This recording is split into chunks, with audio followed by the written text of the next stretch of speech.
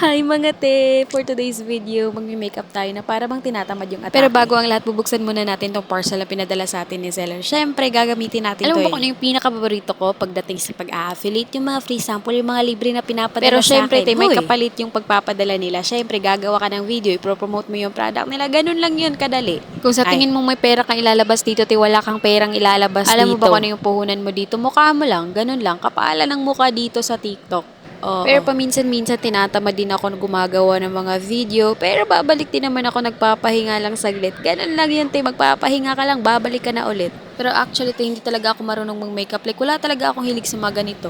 Pero kasi, te, gusto kasing ma-experience yung mga bagay na hindi ko na-experience. Ganun. Kasi, te, para sa akin, parang achievement na to eh. Yung mag-makeup ka. Kasi, te, ang hirap mag-makeup. Sa totoo lang, sobrang hirap mag-makeup. Kaya para sa akin, achievement na to nung marunong na ako. Ganun. Yung hindi naman ganun ka galing. Pero at least marunong na Every time ako. na nagbe-makeup ako, te, hindi talaga ako gumagamit ng brush. Gumagamit ako ng brush for blush on ha. Pero when it comes to eyeshadow, hindi ako nagagamit eh. Ginagamit ko yung kamay ko. Kasi nga, I'm not comfortable. I don't know why. Ang OA. Oo nga, kasi para sa akin, parang madali gamitin yung kamay kaysa brush. Ito talaga yung paborito ko na gamitin sa kilay ko. Kasi to be honest, hindi ako nag-order ng pang-eyebrow. Kasi hindi naman talaga ako marunong. Secret lang natin yan, okay? Alam mo, tip, ano yung problema ko sa buhay ko? Like, pag nakita mo ako sa personal, pag nakita mo yung kilay ko, masasabi mo talaga, may kilay ka ba? Ganun. Kasi pinanganak talaga ako walang kilay. In other words, hindi talaga ako gifted pagdating sa kilay. Kaya buti na lang talaga may nag-invento ng mga ganito. Yung mga pinapadali na lang hindi na nila ako pinapahirapan. Baka isipin mo, te, sobrang mahal ng brow gel ah. Hindi, te, 100 plus ang bili ko niyan. Masasabi ko talaga, te, na sobrang worth it niyang gamitin. Sobrang dali. Tsaka affordable. May nabili din akong eyeliner dito sa TikTok, te. Yun bang parang double-headed siya? Like, parang meron siya nung isa lang, tapos meron din siya nung pang stamp. Kaya every time na nag-eyeliner ako, te, sobrang bilis niya talagang matapos. Kasi stamp ka lang dyan, tapos ka na. Kasi dati, nag-try din ako mag-eyeliner. Kaya lang, hindi siya papantay, te. Kaya bumili na ako ng mga Baka ganito. isipin mo din, mahal nun ah. Hindi yun mahal, te. Sinasabi ko sa'yo, check mo na lang yung profile ko. Or ilalagay ko na lang yung yellow basket dyan.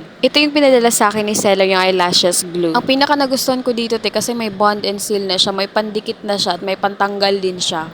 Like, para ka lang nagmamascara dito, te, kapag nilagay mo na yung pandikit. Sobrang affordable din yan, te. Don't worry, gagawa ko ng separate video niyan, tapos lalagyan ko ng yellow basket. In fairness nga, hindi na ako nahihirapan maglagay ng eyelashes sa mata ko. Kasi, te, nung first time ko talaga maglagay ng eyelashes, nakakatawa talaga. Like, ang tagal kong natapos, tapos napaiyak pa ako. Tulad nga na sinabi ko, may pantanggal na din siya, hindi ka na mahihirapan. Alam mo, te, pag nag-makeup ako, sobrang bilis ko lang talagang matapos. Like, parang wala lang. 18 minutes din yun. Tsaka wala din naman akong lakad eh. Nagme-makeup lang ako kasi magti-tiktok ako. Ganun lang yun. Kaya nahumusga ng makeup ko. Parang wala lang naman yan eh. Napapagod na ako magsalita. So, dito na lang. Thank you!